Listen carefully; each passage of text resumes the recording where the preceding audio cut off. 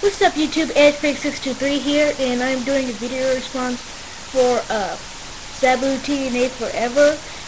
He stated that the Nexus suck over the past few weeks. They've been running away lately. Number one, Sabu Forever, TNA Forever, I'm sorry. Number one, you don't get it, that the Nexus are a Pacific group that always demands what they get and always deserves everything. I mean, really.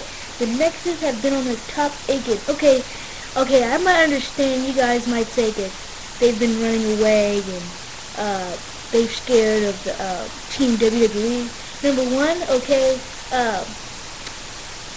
the Nexus took out Great Khali. Now, how the heck can they take out Great Khali if they were scared of the Team WWE?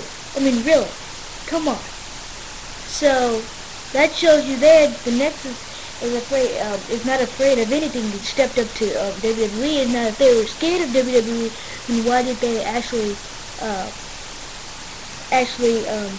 go with the match at SummerSlam versus Team WWE?